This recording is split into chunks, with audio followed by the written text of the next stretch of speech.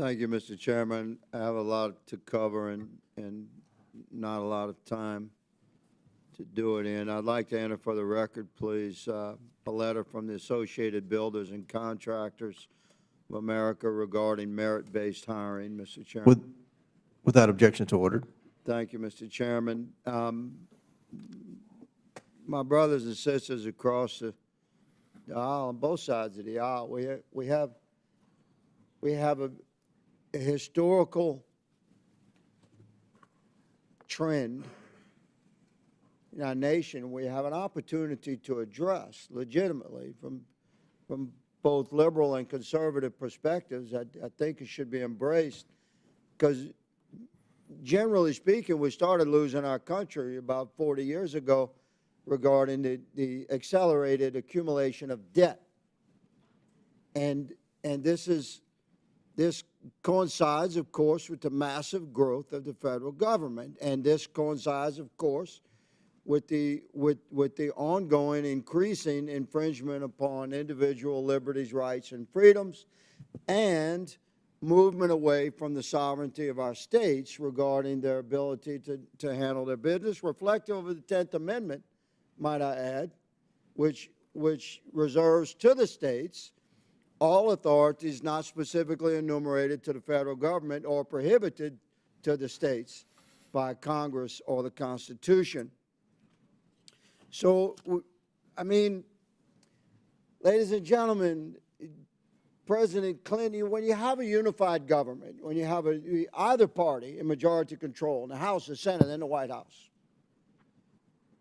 that's opportunity to really address the trajectory that we're on in our country. President Clinton wasn't going to reduce the size and scope of the federal government.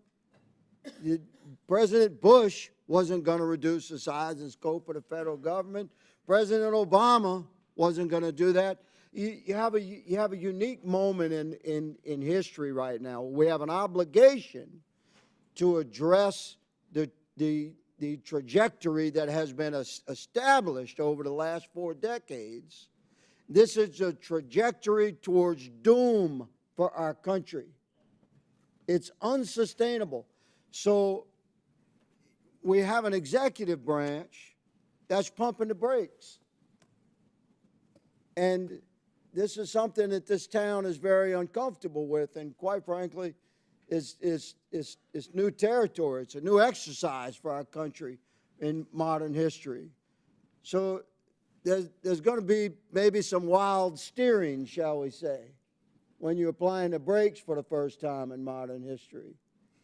But I encourage my colleagues on both sides of the aisle to grasp what's going on here. We're trying to save our republic from itself. Governor Reynolds, I would like to ask you about your role, your beautiful work, reducing your own executive branch from 37 cabinet-level departments to 16. It's exactly the kind of thing we're trying to do.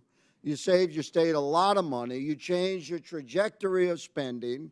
You reestablished financial stability and economic prosperity because of your conservative approach. It's what we're trying to do.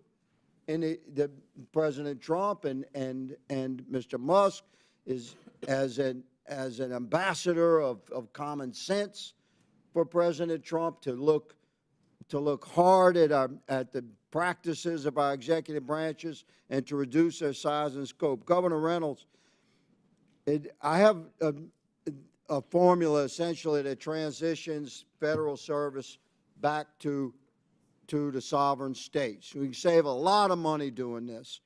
What are your thoughts on shifting federal responsibilities away from the massive federal government to the sovereign states? Generally speaking, agencies like EPA, FEMA, Bureau of Prisons, how would that work in your state, ma'am?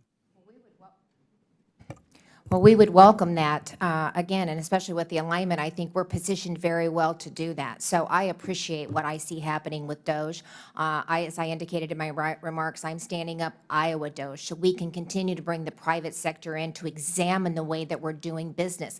Government has to operate more like a business. It had been 40 years since we even looked at the structure of government in Iowa. It was ripe for reform. You know, they never eliminate a program. They never do away with one. Once it started, it stays. If it's not working, they think more money is the answer to it, so we keep it. If it doesn't work, there's really no metrics ever tied to anything, but the ongoing thought is if we put a little bit more money into it, eventually it's going to work.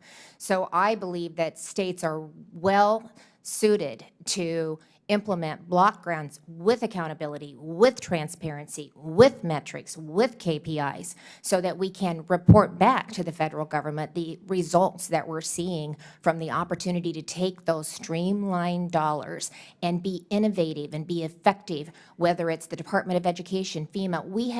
I had 3 presidential disaster declarations in 2 months Yes, this ma'am. last spring. Thank you. And My time has expired, Governor. Thank you for the work that you're doing. Mr. Chairman, I yield.